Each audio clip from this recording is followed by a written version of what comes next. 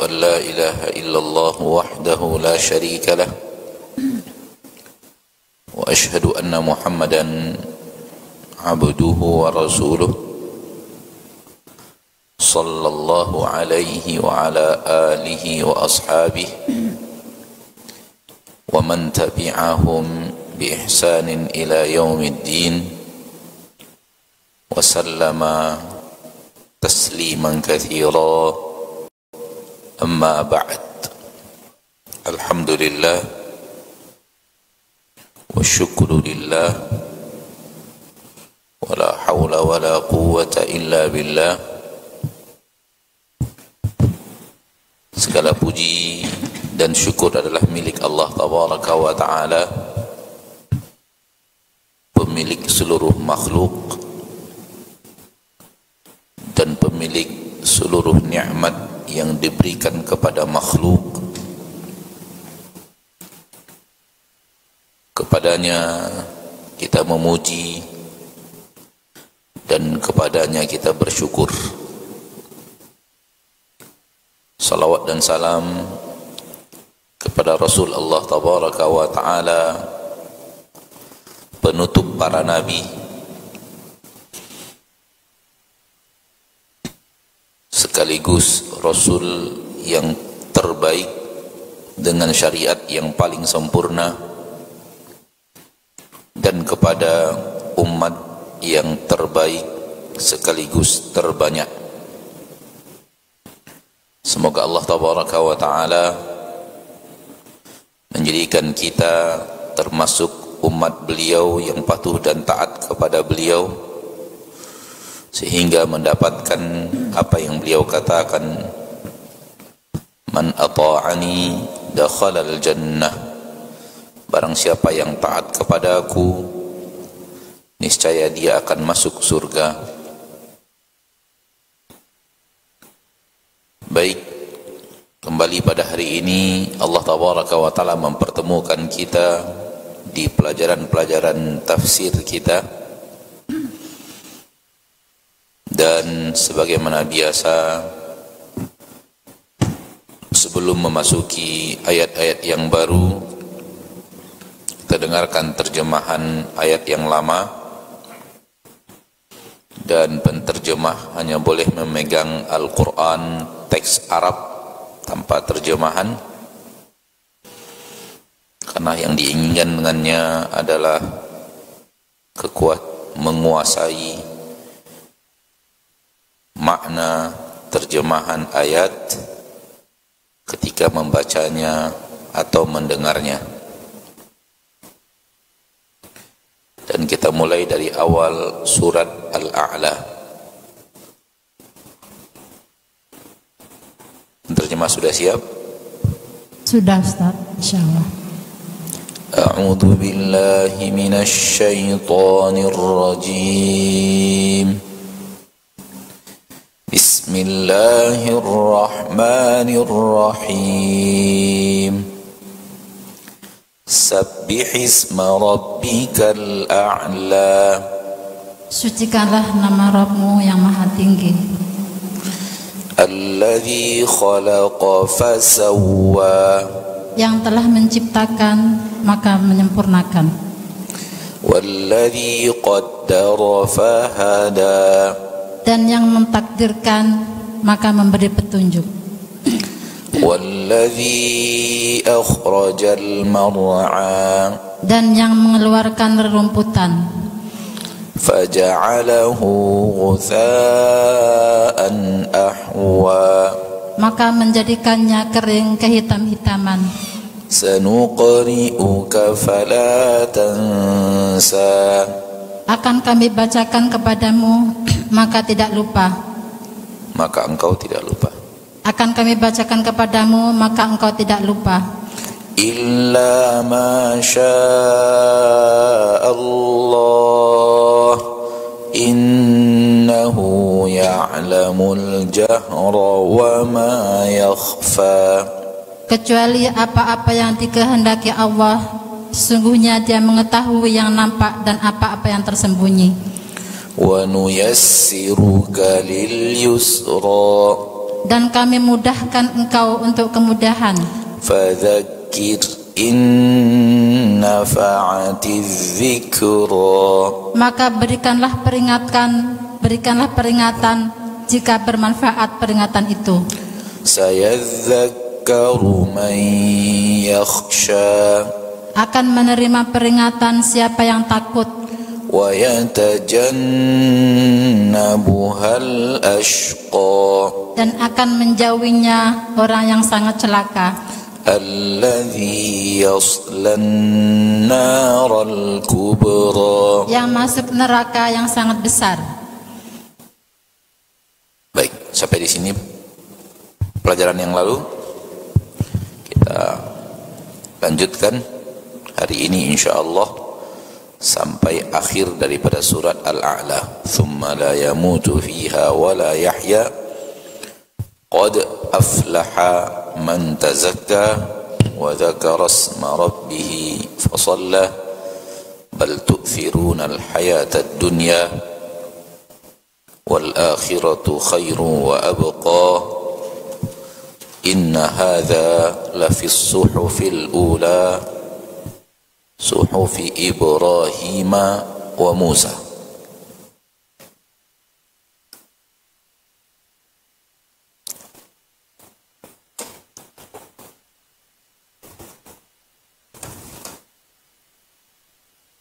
Thumma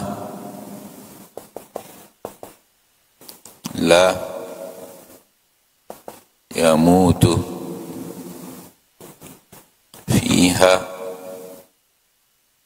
wala yahya.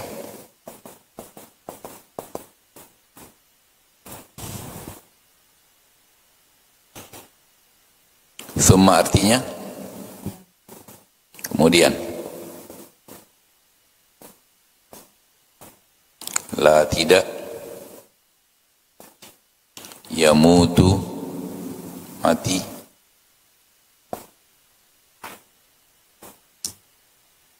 fiha di dalamnya, dan tidak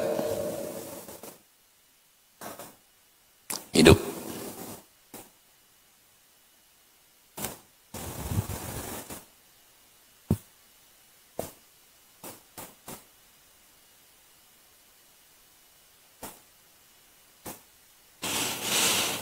Thumma kemudian, la yamutu dia tidak mati. Siapa dia? Dia adalah yang ada pada ayat sebelumnya, alladzi yaslan naral kubra, yang masuk ke dalam neraka yang sangat besar. Dia tidak mati di dalamnya, fiha wala yahya, dan tidak juga dia hidup. Dia tidak mati dan tidak hidup. Ini adalah kondisi penduduk neraka. Na'udzubillahi minan nar, na'udzubillahi minan nar, na'udzubillahi minan nar. Semoga Allah jauhkan kita dari nerakanya. Siapapun yang masuk neraka, di neraka itu kondisinya tidak mati dan juga tidak hidup. Itulah keadaan penduduk neraka. Na'udzubillahi min dzalik. Dikatakan hidup kok hancur-hancuran, berantakan, terpisah anggota badan, terbelah-belah anggota badan. Ini bukan bentuk orang hidup. Harusnya bentuk orang mati. Namun dia tidak mati juga. Dia merasakan hidupnya di tengah anggota badannya yang telah terbelah-belah, di tengah anggota badannya yang telah hancur berantakan. Dia tetap merasakan hidup. Maka ini adalah sebuah kalimat singkat untuk azab tiada tara dari Rabbul Alamin. Tidak akan mungkin kita bisa merasakan, membayangkan, apalagi merasakan anggota tubuh yang terbelah-belah namun masih hidup. Gak ada di dunia ini orang yang anggota tubuhnya terbelah-belah dan dia hidup. Terbelah sebahagiannya saja di dunia ini orang sudah mati. Atau putus sebahagian anggota tubuhnya, dia pun walaupun tidak mati, dia pingsan. Dan pingsan itu rahmat Allah di dunia atas kesakitan yang berat. Pingsan itu adalah rahmat Allah di dunia atas rasa sakit yang berlebihan. Jadi kadang-kadang orang sakit berlebihan dan dia kemudian pingsan. Pingsan itu rahmat Allah. Kenapa? Kalau dia hidup, dia akan merasakan perihnya rasa sakit itu. Bukankah kita tahu bahwa ketika sakit itu sangat dahsyat, sangat kuat, seseorang pingsan. Pingsan itu rahmat, supaya tidak terasa rasa sakit. Nah, yang seperti itu tak ada di neraka. Adab yang sangat dahsyat itu tak ada kata tak merasakan. Tak ada nikmat pingsan, tak ada nikmat mati. Sehingga mati bagi penduduk neraka cita-cita. Mati bagi penduduk neraka adalah cita-cita tertinggi. Wa nadau ya maliku liyaqdi alaina rabbuk. Mereka memanggil-manggil malaikat Malik, penjaga neraka, ya Malik, wahai malaikat Malik, liyaqdi alaina rabbuk. Hendaknya Rabb engkau matikan saja kami. Kenapa? Karena ingin istirahat dari rasa pedih yang dahsyat. Namun tak ada kata istirahat, tak ada kata pingsan, apalagi mati. Sehingga mati bagi penduduk neraka adalah cita-cita tertinggi. Na'udzubillahi min dzalik. Lihat orang kafir hidup di dunia ingin selama-lamanya. Walaupun dia tahu dia tak akan bisa hidup di dunia ingin selama-lamanya, tapi seolah-olah begitulah pola hidupnya. Dia ingin berumur panjang, dia ingin menikmati sampai detik-detik terakhir hidupnya, ingin menikmati dunia. Seolah-olah tidak mau mati. Orang kafir adalah orang yang tamak atas hidup untuk menikmati dunia. Namun di akhirat terbalik, justru tak mau hidup, maunya mati. Kenapa? Karena adab yang sangat dahsyat yang Allah gambarkan dalam ayat ini. Namun kita tidak akan bisa membayangkannya, karena itu tidak ada di dunia. Bisakah antum bayangkan orang yang dilindas mobil besar, lalu terputus-putus anggota badannya, terpisah kepala dari badannya, namun dia tidak mati? Nggak bisa kita bayangkan, nggak ada seperti itu di dunia. Bisakah antum bayangkan orang yang meleleh seluruh bahagian tubuhnya yang berbentuk daging, tersisa saja lagi tulang, tapi dia masih hidup? Nggak ada di dunia seperti itu. Bisakah antum bayangkan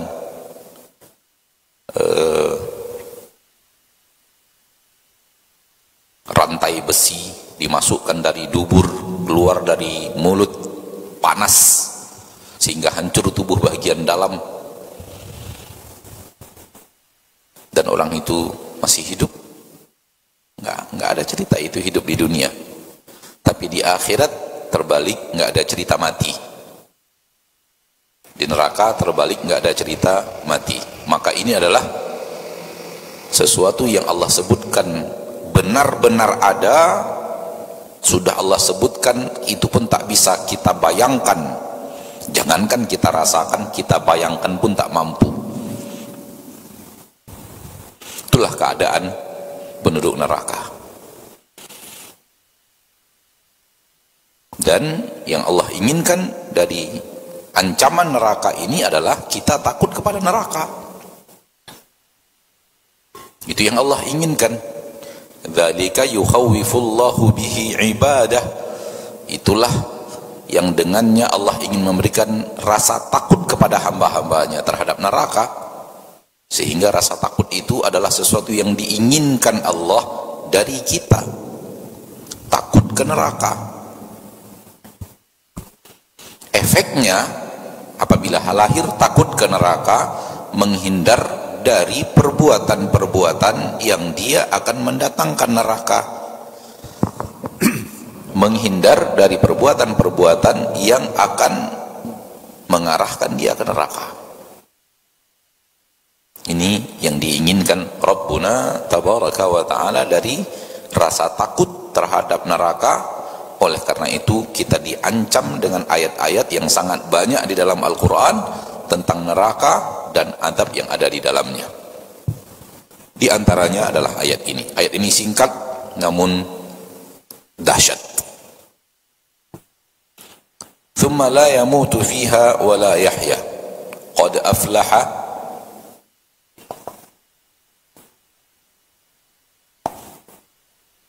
مَنْ تَزَكَّى. Qad, sungguh, beruntung,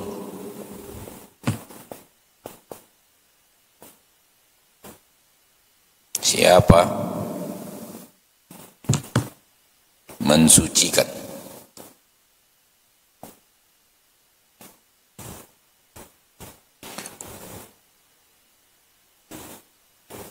Sungguh beruntung siapa yang mensucikan.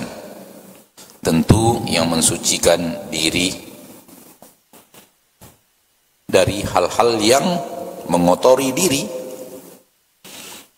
Apa yang mengotori diri? Yang mengotori diri adalah hal-hal yang akan menyebabkan datangnya adab tadi. Hal-hal yang menyebabkan datangnya neraka, itulah dia hal-hal yang mengotori diri.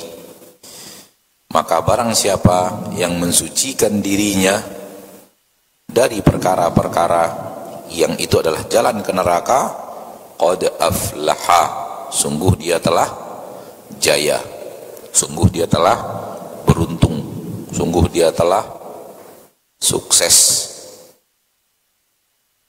Mensucikan dirinya dari aneka ragam dosa, baik dosa harta, dosa tahta, dosa anggota badan dengan aneka ragam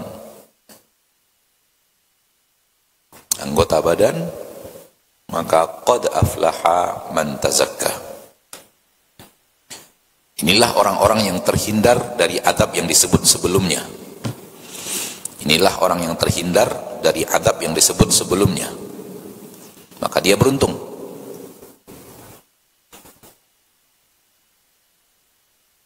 Karena keberuntungan di akhirat adalah selamat dari neraka. Dan selamat dari neraka itu artinya masuk surga.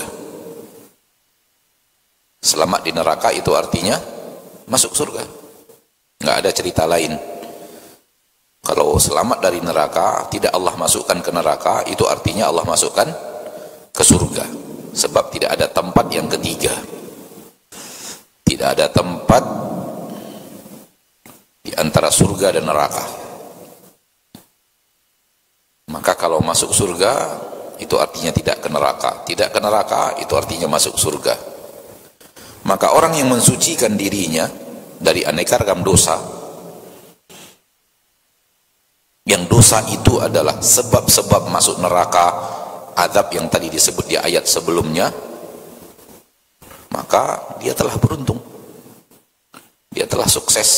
Karena sukses yang hakiki adalah masuk surga dan terhindar dari neraka. Masuk surga dan terhindar dari neraka. Ini adalah kesuksesan yang sebenarnya dalam agama Allah. Dan ini yang sebenarnya sukses dalam makna yang sebenarnya, tidak hanya dalam makna iman, tapi dalam makna yang sebenarnya. Hati-hati, kadang-kadang orang mengira bahwa itu kan bab iman saja. iman itu bicara hal yang hakiki. Kesuksesan yang sebenar-benar sukses adalah apabila Anda mensucikan diri Anda dari beragam maksiat di dunia ini. Allah menilainya sukses, Allah menilainya jaya, Allah menilainya Anda beruntung. Dan itu nyata di dunia sebelum di akhirat. Karena orang yang benar-benar mensucikan dirinya dari aneka ragam dosa dan maksiat di dunia, hidupnya nyaman, hidupnya tentram, hidupnya jauh dari pertengkaran, hidupnya jauh daripada pertikaian, hidupnya jauh daripada bunuh-membunuh, hidupnya jauh daripada rasa ketakutan, hidupnya jauh daripada rasa banyak musuh, sehingga tidak aman keluar rumah, ketakutan keluar rumah harus pakai pengawal. Ini kehidupan apa ini yang seperti ini? Kalau seandainya kita hidup penuh dengan musuh, rasa takut tiap hari, keluar rumah tak berani kecuali ada pengawal, ini bukan hidup, ini neraka dunia. Ini adalah neraka dunia. Antum tahu bahwa duduknya kita di majelis ini dengan rasa aman, tak ada rasa takut sedikit pun orang datang mau membunuh kita. Ini adalah nikmat yang luar biasa loh. Karena di sana sini ada orang yang nggak berani keluar rumah kecuali pakai pengawal. Apa nikmatnya hidup kalau keluar rumah saja dua nggak berani? Maka kesuksesan yang sebenar-benar sukses adalah menjalankan agama Allah. Sukses dunia dan sukses akhirat itu satu kesatuan yang tak terpisahkan. Apa yang membuat kita sukses di akhirat, itulah dia yang membuat kita sukses di dunia. Sebagian ulama mengatakan tazakka di sini mengeluarkan zakat.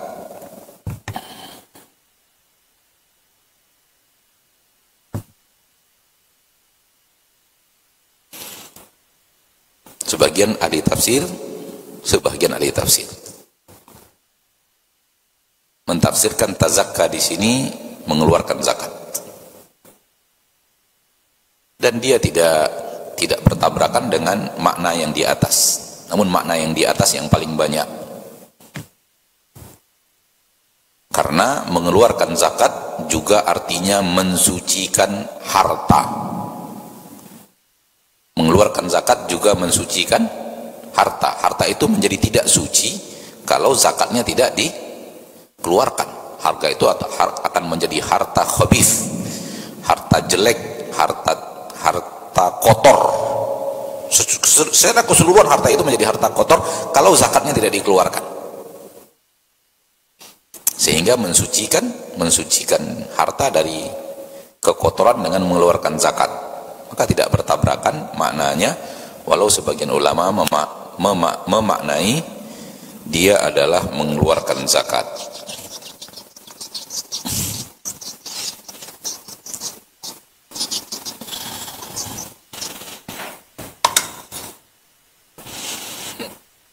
Wa dzakara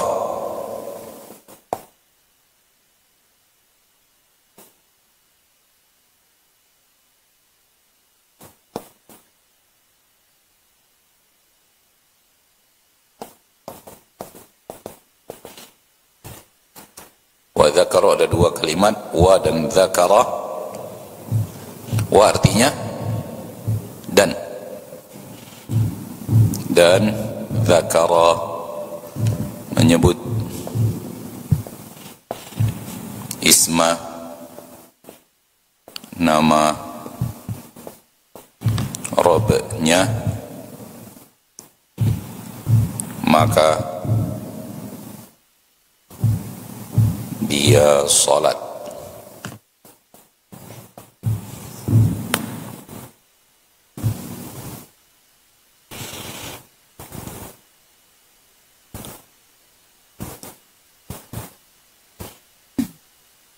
Setelah menyebut mensucikan diri, lalu menyebut zikir dan salat. Menyebut zikir dan salat. Wa dzakara, dan dia berzikir. Zikir itu adalah menyebut-nyebut Allah dalam segala bentuknya.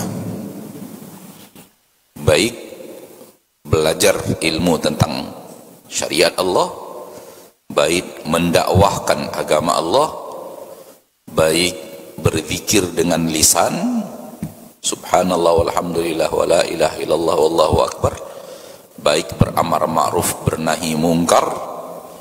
Intinya semua yang berhubungan dengan menyebut-nyebut Allah, mengingatkan Allah, maka masuk di dalam ayat ini, wa dzakara asma rabbih. Dia selalu berzikir dengan menyebut-nyebut nama Rabbnya. Dan ini adalah amal spesial, zikir, dan menjadi amal yang mendekatkan hamba kepada Rabbnya. Fasalla, maka dia juga melakukan salat, maka dia pun melakukan salat.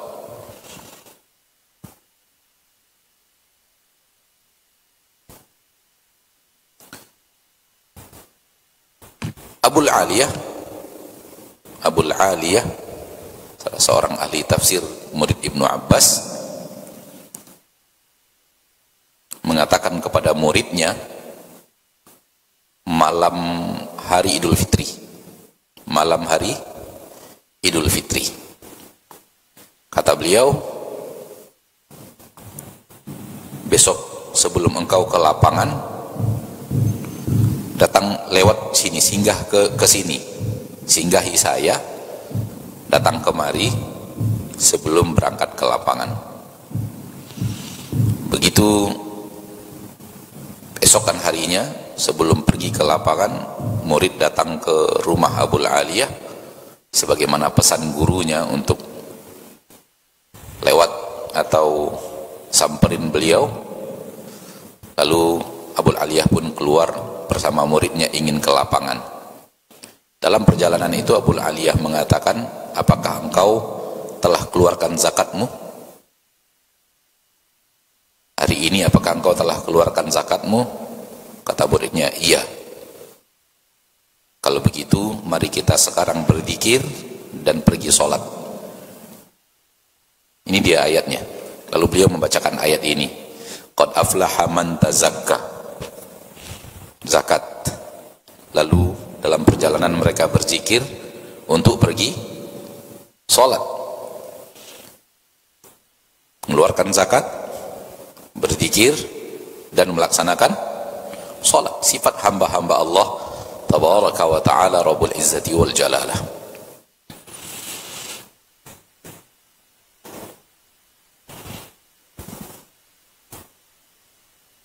Bal tu'thiruna al-hayata ad-dunya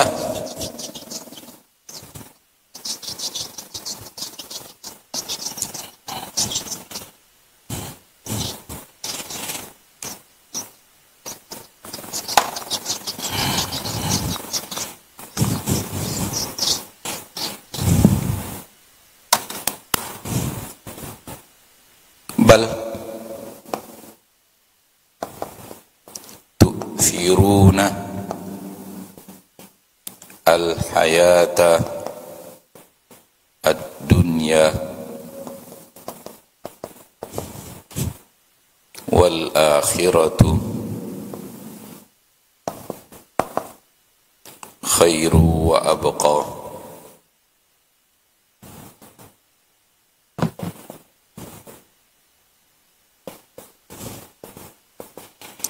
Bal, akan tetapi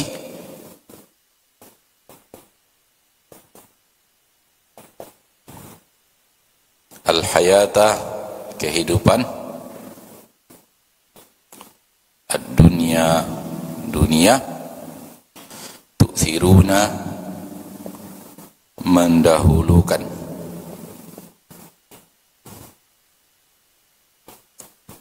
memprioritaskan,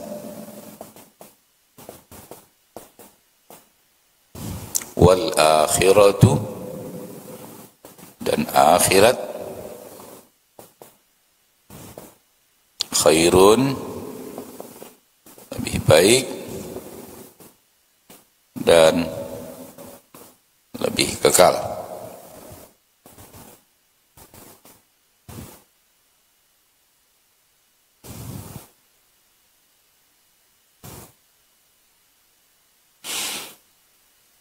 Setelah Allah tabaraka taala menyebut sifat orang-orang saleh,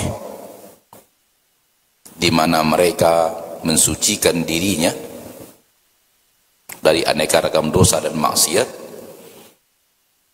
lalu menyebut berzikir kepada Allah, lalu mereka sholat. Ini sifat orang soleh. Allah pindah kepada ayat sifat manusia secara umum. Sifat manusia secara umum. Apa itu sifat manusia secara umum? Ternyata lebih memprioritaskan kehidupan dunia daripada kehidupan akhirat. Lebih memprioritaskan kehidupan dunia daripada kehidupan akhirat. Bal tu'thirunal hayatad dunya. Ini adalah sifat mayoritas. Oleh karena itu, mayoritas umat Nabi Muhammad sallallahu alaihi wasallam ke neraka. Mayoritas umat Nabi Muhammad SAW ke neraka. Dan ini sifat mayoritas yang membuat mereka terjungkal ke neraka Allah Tabaraka wa Ta'ala.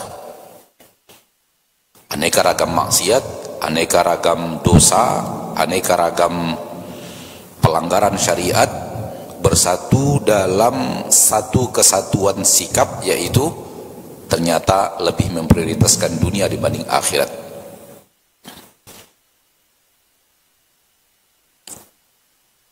Yang merampok, yang membunuh untuk kekuasaan, yang korupsi, yang tertawa di atas maksiat di tempat-tempat hiburan,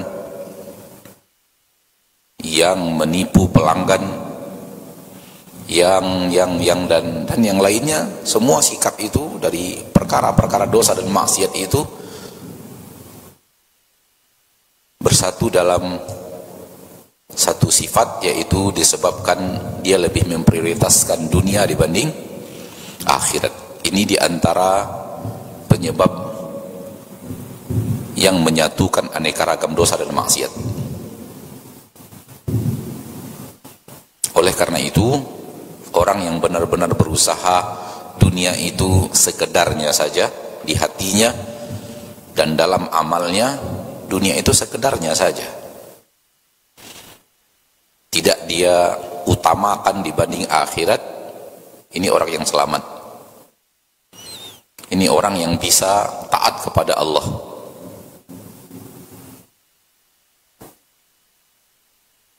Cobalah lihat kenapa para pedagang ketika berkumandang azan untuk sholat tetap di tokonya.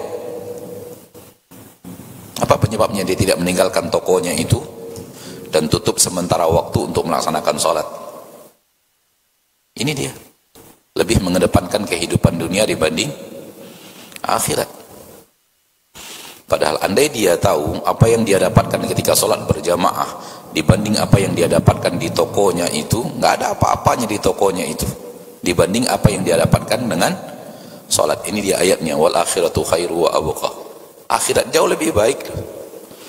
Anda dapat jauh lebih baik daripada apa yang Anda ingin dapatkan.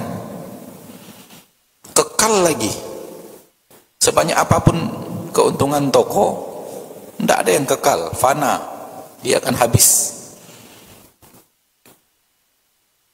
Sementara Allah janjikan akhirat itu kekal. Takkan ada yang namanya fana itu mengalahkan kekal, itu nggak akan ada cerita. Fana itu selalu akan lebih kalah dengan kekal.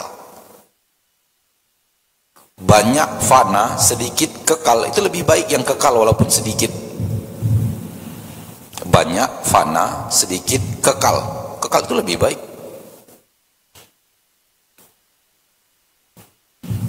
1 juta fana, 5.000 kekal, nggak habis-habis.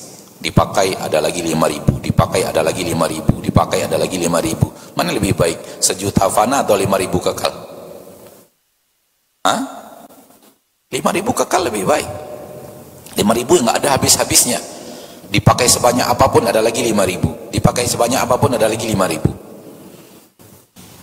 Sementara yang 1 juta fana, 1 juta dipakai 500.000, tinggal 500.000, nggak balik lagi 500.000 itu. Dipakai lagi 400.000, tinggal 100.000, dipakai lagi 50.000, tinggal 50.000. Dan ini sifat dunia, fana. Sementara sifat akhirat kekal, dipakai dia ada lagi, dipakai dia ada lagi, dipakai dia ada lagi. Takkan yang namanya kekal itu walaupun sedikit lebih rendah daripada yang fana walaupun banyak. Nampak di sini? Soal kekalnya saja itu lebih sudah lebih menang dibanding fana. Fana tapi banyak, kalah dengan sedikit walaupun kalah dengan yang kekal walaupun sedikit. Faham yang Anda maksud? Sekarang coba balik. Banyak, kekal, fana, sedikit. Banyak tapi kekal, fana tapi sedikit. Mana yang lebih beruntung? Coba bayangkan. Fana banyak, sedikit kekal, lebih beruntung yang sedikit kekal dibanding banyak tapi fana. Sekarang yang Allah janjikan kepada kita adalah akhirat itu lebih baik dan kekal. Dunia ini sedikit dan fana. Oleh karena itu, orang yang berakal dalam makna syariat dan makna yang sesungguhnya, yang memprioritaskan akhirat dibanding dunia, yang hidupnya lebih banyak untuk kematian dibanding untuk dunianya, yang hatinya lebih banyak ke akhirat dibanding prioritas dunianya. Oleh karena itu, orang yang cerdas dalam agama kita adalah orang yang bersiap untuk apa yang ada setelah kematian. Karena yang ada setelah kematian itu banyak dan kekal. Sementara yang dunia ini sedikit dan fana. Yang ada di akhirat itu banyak, kekal, dan tidak ada pakai susah. Yang di dunia ini sedikit, fana, pakai air mata pula mencarinya. Pakai berletih-letih baru dapat. Bal tu'thirunal hayatad dunya, tapi manusia lebih memprioritaskan, lebih mendahulukan kehidupan dunia dibanding akhirat. Kesalahan kita banyak manusia. Apakah mencintai dunia boleh? Boleh, tapi jangan cintai lebih daripada akhirat. Di sini Allah tidak menafikan cinta dunia. Yang Allah marahkan di sini adalah melebihkannya dari akhirat. Kenapa? Coba lihat di sini jelas. Mendahulukan. Soal Anda cinta dunia, silakan saja cinta dunia, nggak ada masalah cinta dunia itu. Namun kalau seandainya cinta dunia itu membuat kalah cinta akhirat, lebih menang cinta dunia dibanding cinta akhirat, di sini tercela. Di sini tercela. Maka terimalah dari dunia sesuatu yang tidak akan merusak akhirat. Terimalah dari dunia ini terima, berapa saja terima. Mau 1 bulan 15 juta, 150 juta, 15 miliar, terima saja. Dengan syarat apa? Dengan syarat yang kita terima dari dunia tidak merusak akhirat. Apabila kita terima dari dunia sesuatu yang merusak akhirat, itu dia bahayanya di sini. Kita masuk ke dalam ayat ini, bal tu'thirunal hayatad dunya wal akhiratu khairu wa abqa. Ayat berikutnya.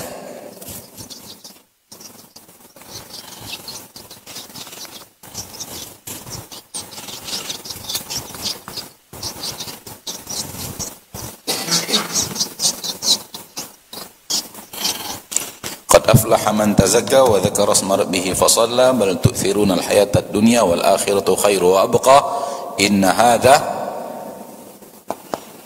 لفي الصحف الأولى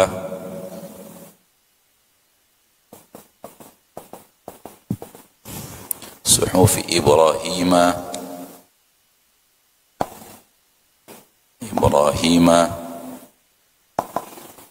wa Musa.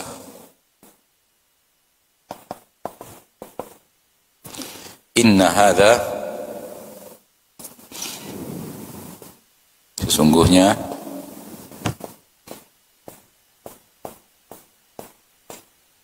ini lam taukid, benar-benar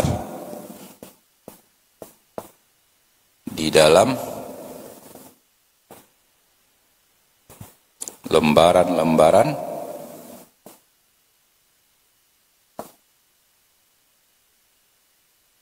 dahulu yang pertama.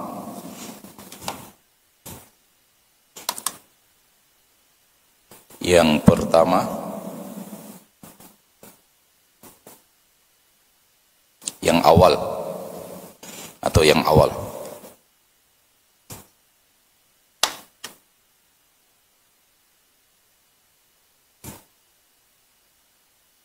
Maksudnya dahulu. Maksudnya dahulu. Yang awal artinya lebih. Yang dahulu sudah datang lebih dahulu.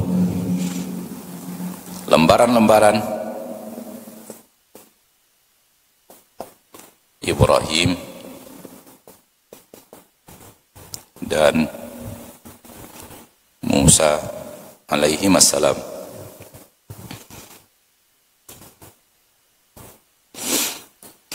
Inna hadza, sesungguhnya ini,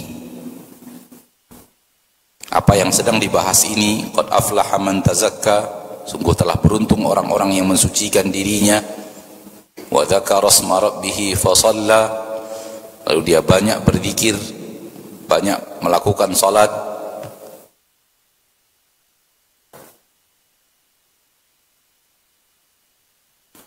Bal tu'thiruna al-hayata ad-dunya, tapi kalian lebih banyak memprioritaskan dunia, mendahulukan dunia.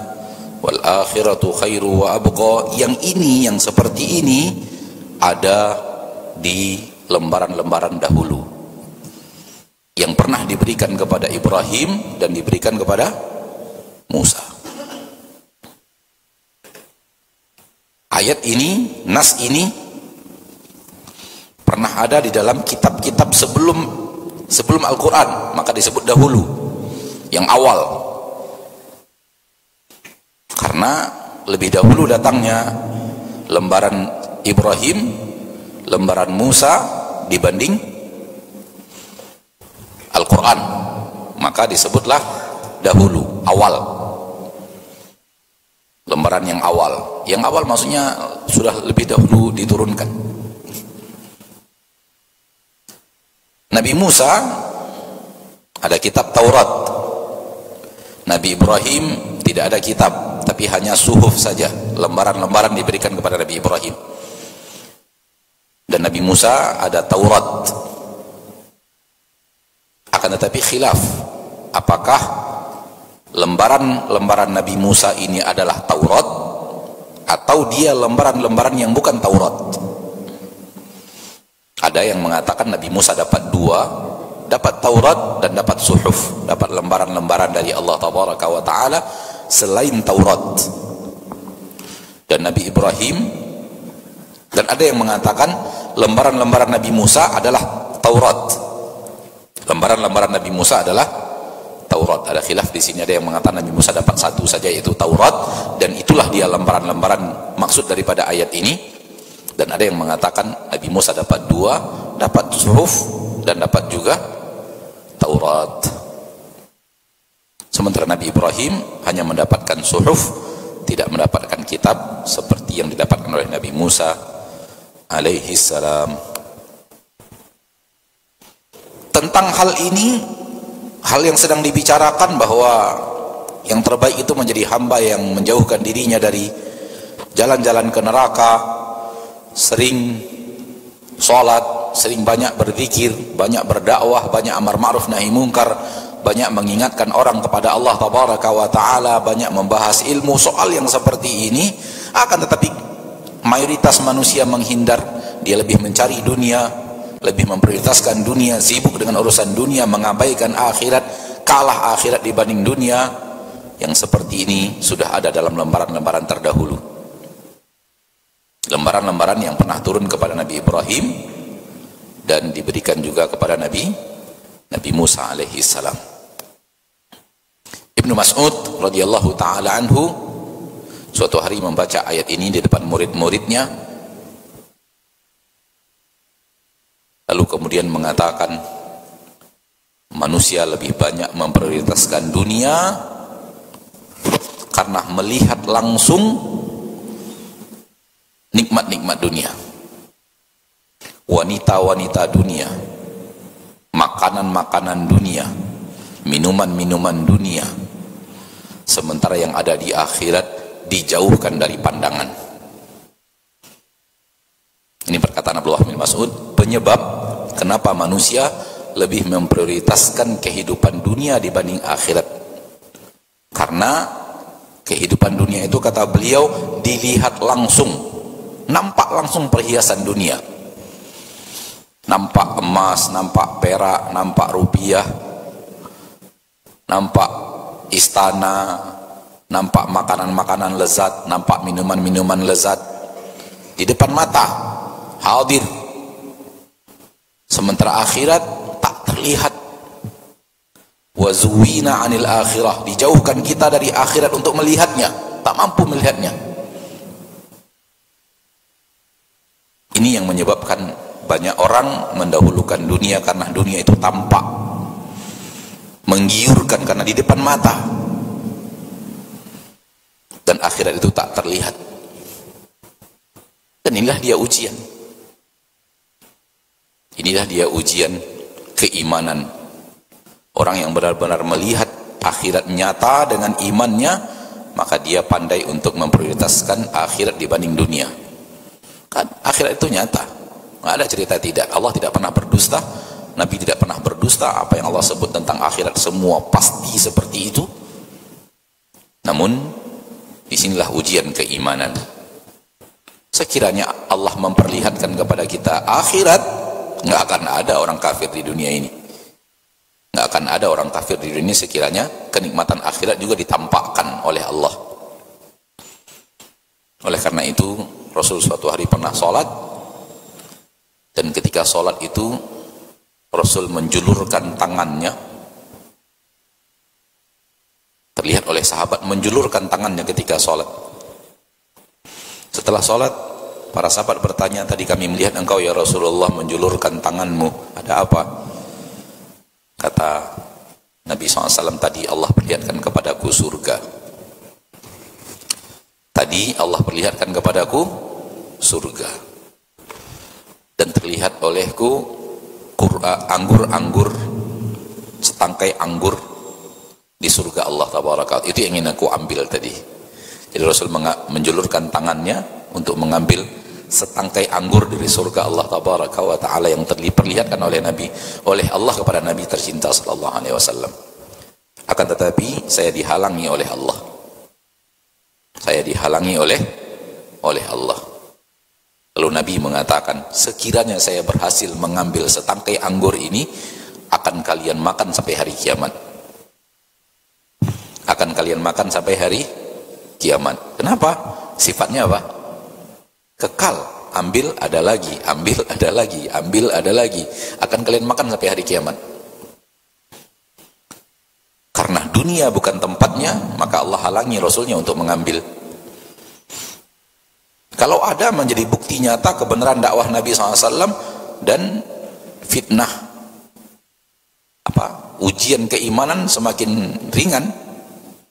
Karena itu dia anggur yang pernah diambil Nabi Muhammad dari surga. Coba lihat rasanya, bandingkan dengan anggur-anggur yang ada, tak ada artinya rasa anggur dari negara ini negara itu dibandingkan ini anggur surga. Coba lihat, itu kekal abadi, diambil satu datang lagi, diambil satu datang lagi. Mana ada anggur seperti itu di tempat lain? Tuh sekarang silakan ambil ke Madinah, dia letakkan di museum Madinah, jutaan orang pergi makan anggur ke sana. Kalau seandainya terjadi gitu, maka Allah halangi saya untuk melakukan itu. Sekiranya saya berhasil mengambil, kalian akan makan anggur itu sampai dunia kiamat. Karena sifat yang ada di surga adalah kekal abadi. Ini dia kajian kita pada kesempatan yang berbahagia ini.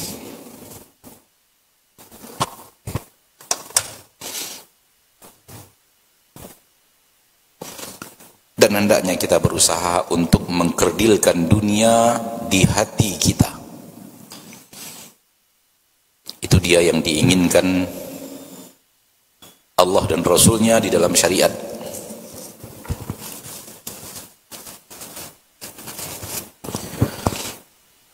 Zuhud bukanlah menjadi orang miskin, menjadi orang yang tinggal di gubuk. Inilah zuhud yang sebenarnya, di mana tak akan pernah memprioritaskan dunia dibanding akhirat, selalu memprioritaskan akhirat dibanding dunia. Tak akan pernah dunia dia menangkan apabila berhadapan dengan akhirat. Itulah zuhud yang hakiki, itulah zuhud yang sebenarnya. Bukan berpakaian compang-camping, tidak juga makan makanan-makanan yang tak lezat, roti-roti kering misalnya. Tidak juga hidup di gubuk-gubuk. Bukan itu zuhud yang sebenarnya. Zuhud yang sebenarnya hati yang lebih memprioritaskan akhirat dibanding dunia, lalu terwujud dalam amal. Takkan dia terima dunia yang merusak akhiratnya. Oleh karena itu zuhud bisa didapatkan oleh orang miskin sebagaimana bisa didapatkan oleh orang kaya. Zuhud bukan hanya amalan orang miskin, tapi amalan seluruh hamba Allah, miskin atau kaya.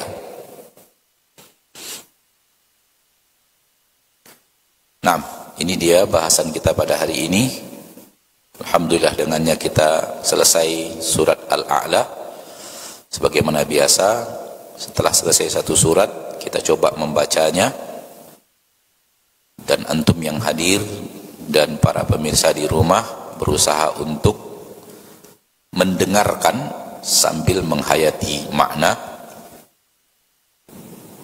karena ini tujuan daripada majelis ini diadakan.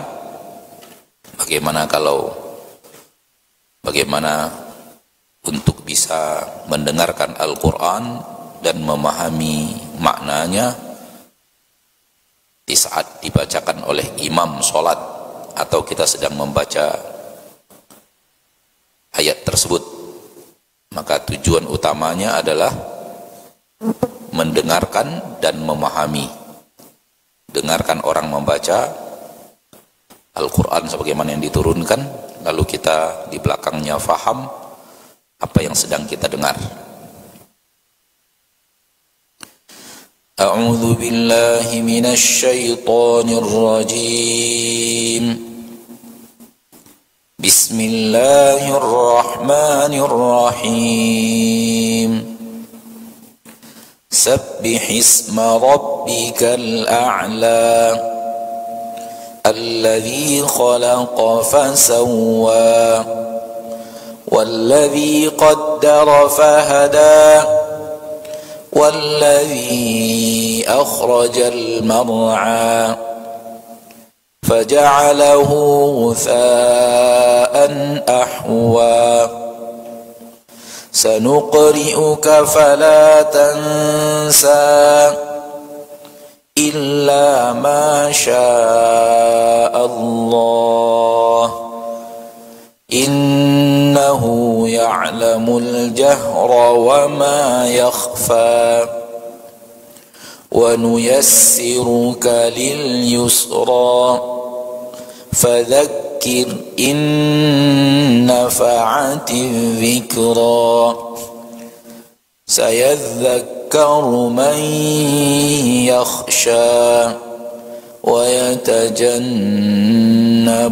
الأشقى الذي يصلى النار الكبرى ثم لا يموت فيها ولا يحيا قد أفلح من تزكى وذكر اسم ربه فصلى بل تؤثرون الحياة الدنيا وَالْآخِرَةُ خَيْرٌ وَأَبْقَى إِنَّ هَذَا لَفِي الصُّحُفِ الْأُولَى صُحُفِ إِبْرَاهِيمَ وَمُوسَى.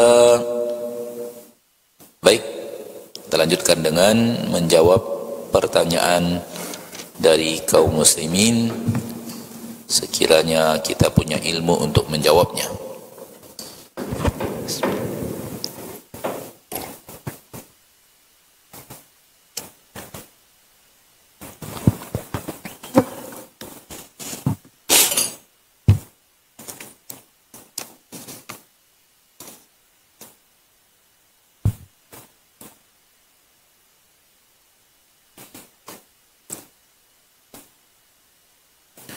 Kapan sebaiknya membaca surah Al-A'la?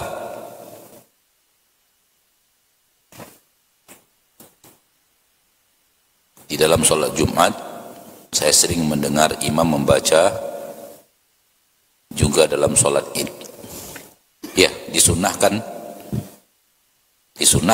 tapi tidak wajib imam Jumat membaca di rakaat pertama surat Al-A'la, di rakaat kedua surat Al-Ghasyiyah. Disunnahkan karena Rasul sering membaca dua surat itu, yaitu surat Al-A'la di rakaat yang pertama salat Jumat, demikian juga dengan salat Id. Kemudian di rakaat kedua membaca surat Al-Ghasyiyah. Wallahu a'lam. Sunnah saja hukumnya, tidak wajib.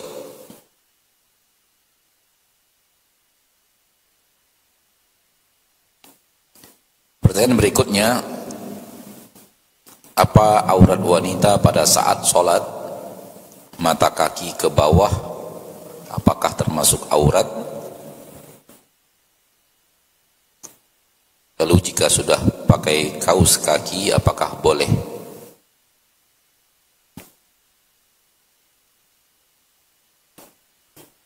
Ya, aurat wanita ketika sholat adalah seluruh badannya, kecuali wajah dan kaf.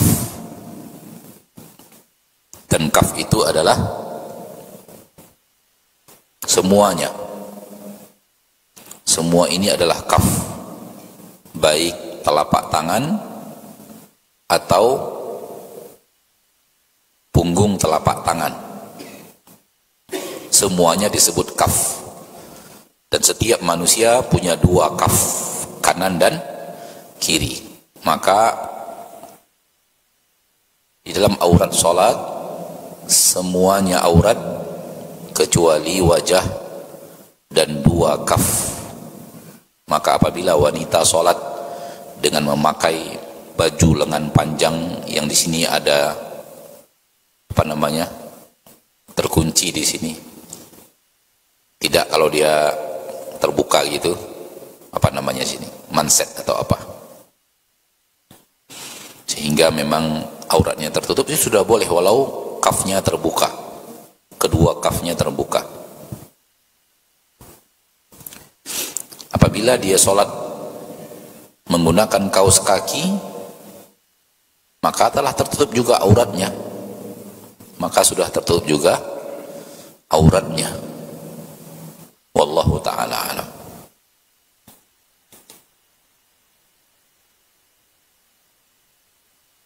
Bagaimana cara membadalkan umroh orang lain? Para ulama berbeda pendapat tentang membadalkan umroh dan haji. Apakah boleh dari selain kaum kerabat atau hanya untuk kaum kerabat? Apakah boleh dari selain kaum kerabat? Misalnya saya mengumrohkan siapa begitu, yang tidak ada hubungan kekerabatan sama sekali, tidak ada hubungan darah, tidak ada hubungan rahim. Apakah boleh? Sebagian mengatakan boleh, sebagian mengatakan tidak. Sebagian ulama mengatakan yang boleh mengumrohkan dan menghajikan badal haji dan badal umroh hanyalah yang ada hubungan kekerabatan. Sebagian mengatakan tidak. Siapapun punya hak untuk mengumrohkan seseorang walau tidak ada hubungan kekerabatan. Dan caranya gampang, labbaik Allahumma hajjan, tambah an, lalu sebut orang yang akan kita hajikan. Kalau umroh, labbaik Allahumma umratan, an, lalu sebut nama orang yang akan diumrohkan. Hanya itu saja, nggak ada yang lain. Suatu saat ada seorang di samping Rasul mengatakan labbaik Allahumma hajjan an syubrumah, labbaik Allahumma hajjan an syubrumah. Syubrumah namanya, an syubrumah. Lalu Nabi bertanya kepadanya, manis syubrumah? Syubrumah itu siapa? Qal, dia berkata, akhun li au qaribun li, saudaraku atau kerabatku. Qal, lalu Nabi berkata, hajjaita an nafsik, apakah engkau pernah menghajikan dirimu? Engkaunya sendiri sudah haji belum? Ya, beliau mengatakan belum. Kata Nabi SAW, hujja an nafsik, hajikan dulu dirimu, thumma hujja an syubrumah, kemudian baru hajikan syubrumah, untuk diri sendiri dulu.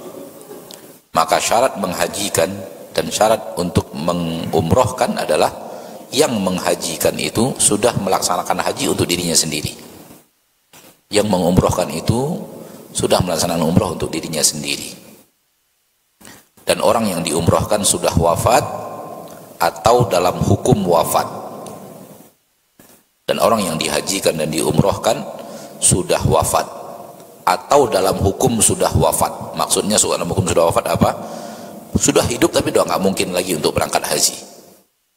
Mungkin sudah tua renta, sudah di atas kasur, belum wafat tapi sudah dihukum wafat, atau sakit yang tak mungkin untuk safar, maka itu sudah boleh dihajikan walau belum wafat.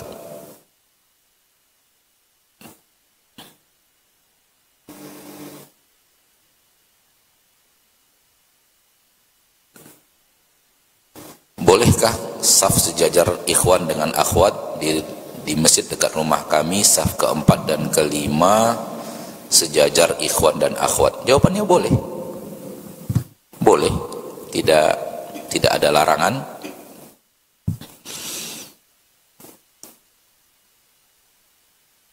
Apabila saf lelaki sejajar dengan saf perempuan. Allahu a'lam. Pertanyaan berikutnya, menonton film atau menonton artis dalam film berdosakah Ustaz? Kalau di dalam film itu semuanya ayat Al-Quran saja, kalau di dalam film itu semuanya ceramah Ustadz saja, tak ada maksiatnya, tak ada aurat yang terlihat, tidak ada kalimat-kalimat yang mengundang syahwat. Bukan masalah filmnya, masalah maksiat yang ada di dalam filmnya. Maksiat yang ada di dalam filmnya. Kalau ada maksiat di dalam filmnya, maka nonton filmnya jadi maksiat. Karena di dalam filmnya ada maksiat. Lalu film mana sekarang yang tidak ada maksiatnya? Film mana sekarang yang tidak ada maksiatnya? Wallahu ta'ala alam. Nonton TV itu tidak terlarang. Siapa yang melarang nonton TV? Siapa yang bilang nonton TV itu hukumnya haram? Enggak. Nonton TV tergantung apa yang ditonton. Bukankah TV itu bisa mendatangkan manfaat? Bisa juga mendatangkan mudarat. bisa mendatangkan ibadah, bisa mendatangkan maksiat. Kalau yang ditonton di TV adalah ibadah, maka dia adalah sarana kebaikan. Kalau yang ditonton di TV adalah maksiat, maka dia sarana keburukan. Bukan TV yang jadi masalah. Sama dengan handphone ini, bukan handphone yang jadi masalah. Handphonenya handphone. Namun orang menggunakan untuk kebaikan dan orang menggunakannya untuk keburukan. Masalahnya di si pengguna. Oh, itu orang mengharamkan TV. TV apa haram? TV itu hanya benda yang bisa digunakan untuk ketaatan, bisa digunakan untuk kemaksiatan. Sama dengan mikrofon. Mikrofon benda, tak ada hukum, tergantung untuk apa dia digunakan. Digunakan untuk pengajian seperti sekarang menjadi ketaatan, digunakan untuk bernyanyi menjadi keburukan, digunakan untuk taklim menjadi kebaikan, digunakan untuk caci maki menjadi keburukan. Dia hanyalah alat. Sama dengan mobil. Mobil adalah alat, digunakan untuk kebaikan, pergi ke masjid dia adalah sarana kebaikan, digunakan untuk pergi maksiat dia adalah sarana kemaksiatan. Sama saja. Hukumnya semuanya sama. TV, handphone, mikrofon, mobil, motor, pesawat, sama saja hukumnya. Tergantung untuk apa dia digunakan. Sejauh yang Anda tahu, belum ada film yang kosong dari maksiat. Sejauh yang Anda tahu.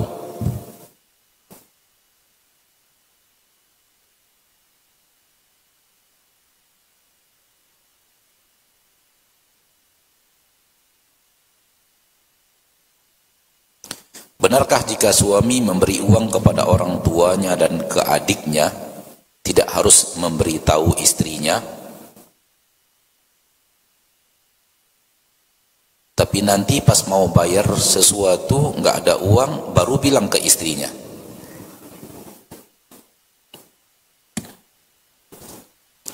Ini pertanyaan dan curhatan. Pertanyaan iya, curhatannya juga iya.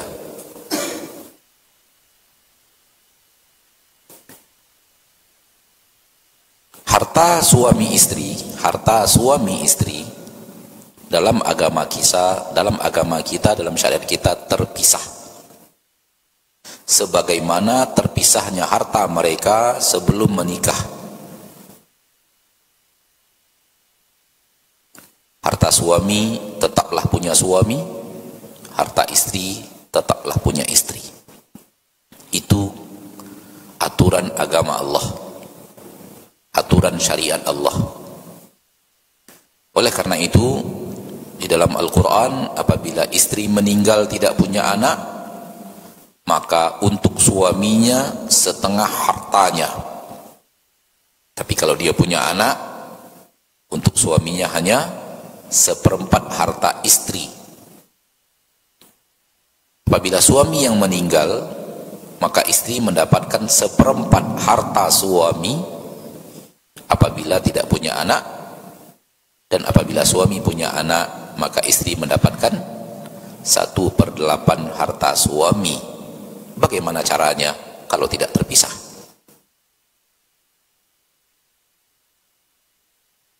Kalau berkumpul padu, bercampur aduk, seperti bercampur aduknya karedok,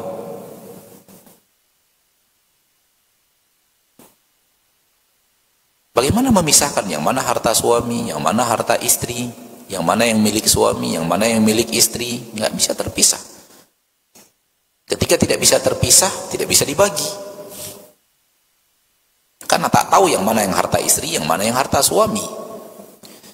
Ayat ini baru bisa diamalkan apabila harta suami punya suami, harta istri punya istri. Sehingga ketika yang meninggal suaminya, jelas ini harta suami. Untuk istri 1/4 atau 1/8. Ketika yang meninggal adalah istri, jelas ini harta istri. Untuk suami setengah atau 1/4.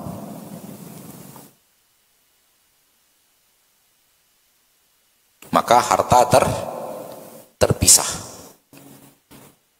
Di harta istri tidak ada kewajiban nafkah keluarga 1 rupiah pun. Di harta suami kewajiban nafkah 100%. Jadi harta istri tetap milik istri, tak ada kewajiban apapun. Seluruh nafkah keluarga Allah wajibkan di atas harta suami. Maka ketika suami telah memberikan nafkahnya, lalu masih tersisa hartanya untuk dia berbakti kepada orang tuanya atau berbuat baik kepada kerabatnya, tidak ada halangan baginya secara syariat untuk memberikan itu kepada orang tuanya, walau istrinya tidak tahu. Kenapa? Wong itu kan harta dia. Maka tidak ada wajib untuk memberitahu istri, saya memberi ayah dan ibu, saya memberi keluarga saya. Tak ada kewajiban untuk memberitahu kepada istri. Apa wajibnya? Karena itu hartanya dia. Namun hal yang salah kalau dia berbuat baik kepada keluarganya, nafkah wajibnya di keluarganya sendiri tidak dia penuhi.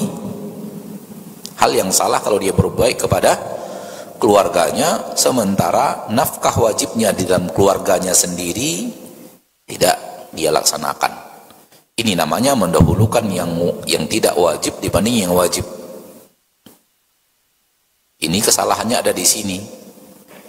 Untuk kebutuhan keluarganya sendiri belum terpenuhi, kemudian harta itu sudah dia berikan kepada yang lain.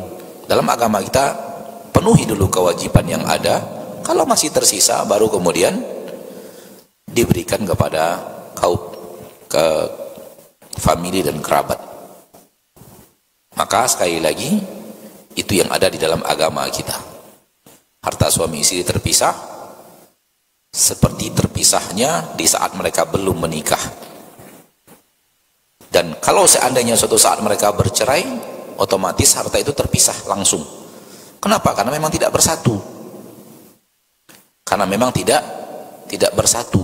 Harta itu tidak bersatu. Bolehkah harta suami, harta istri ada dalam satu rekening? Ya boleh saja. Namun diketahui berapa yang harta suami, berapa yang harta istri. Walau satu rekening, nggak ada masalah. Karena satu rekening pun masih bisa diketahui terpisahnya. Namun kalau dibuat rekening yang berbeda, maka akan lebih jelas. Yang ini harta suami, yang ini harta istri. Wallahu a'lam. Semoga jawabannya dari pertanyaannya terpenuhi, demikian juga dengan curhatannya.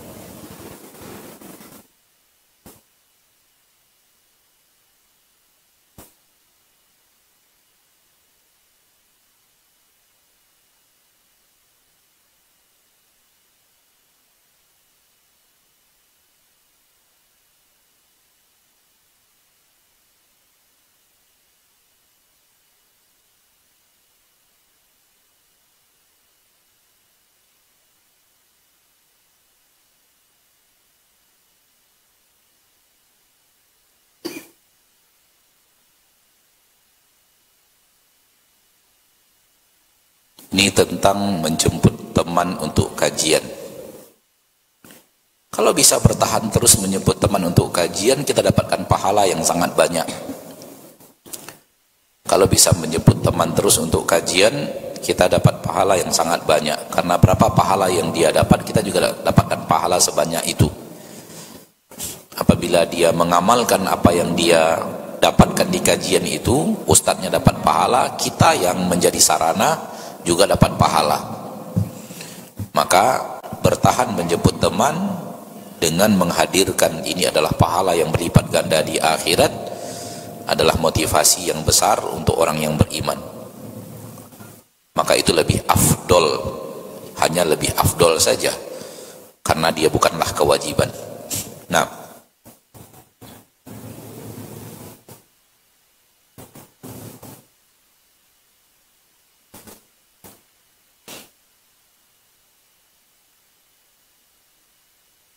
Saya diberikan modal oleh suami untuk berusaha, tapi dengan syarat semua kebutuhan rumah tangga saya yang tanggung. Bagaimana menurut Ustadz? Ini suami yang aneh. Boleh jadi nanti akan terwujud kewajiban rumah tangganya jauh lebih besar daripada modal yang dia berikan kepada istrinya. Ini suami yang aneh. Oleh karena itu, ini adalah akad yang di dalamnya terkandung kezoliman. Dan hendaklah istri tidak mau terima yang seperti itu, karena beban bisa jauh lebih besar daripada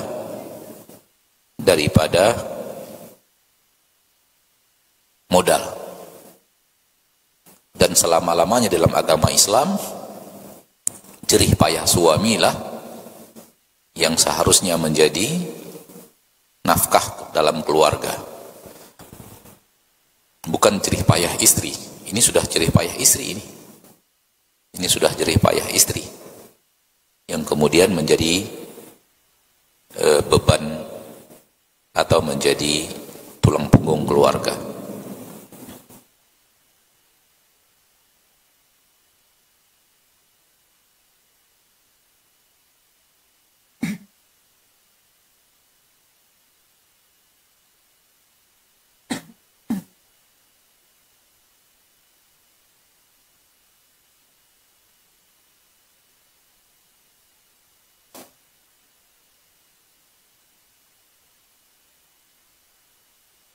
Bagaimana hukumnya jika seorang driver akhwat membawa penumpang selain akhwat, juga penumpang yang lain? Maksudnya driver akhwat, mobil, penumpangnya ada akhwat dan laki-laki lain yang dia adalah mahram wanita tersebut. Itu yang Anda pahami ya, driver akhwat membawa penumpang suami istri.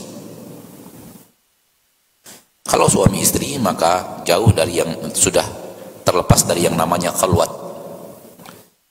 Sudah terlepas dari yang namanya khalwat, karena di dalam mobil itu sudah ada laki-laki yang membawa mahramnya perempuan.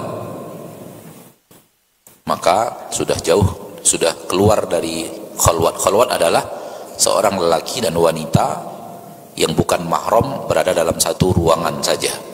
Mereka berdua saja, tak ada yang lain. Maka itu khalwat. Sejauh yang Anda tahu sudah keluar dari hukum khalwat. Namun saran Anda, hendaknya wanita ini menghindari pekerjaan seperti ini. Karena itu banyak hal-hal yang kurang baik secara syariat kalau dia lanjutkan menjadi driver akhwat, kecuali mengantar anak-anak atau sesama akhwat. Allahu ta'ala alam. Sampai di sini pertemuan kita pada kesempatan yang berbahagia ini. Semoga Allah tabaraka wa ta'ala menjadikan kita hamba-hambanya yang senantiasa berusaha untuk belajar agama Allah, mempelajarinya dengan baik, agar kemudian menjadi amal dalam kehidupan sehari-hari. Kita akhiri, subhanakallahumma bihamdika, asyhadu an la ilaha illa anta, astaghfiruka wa atubu ilaik. Assalamualaikum warahmatullahi wabarakatuh.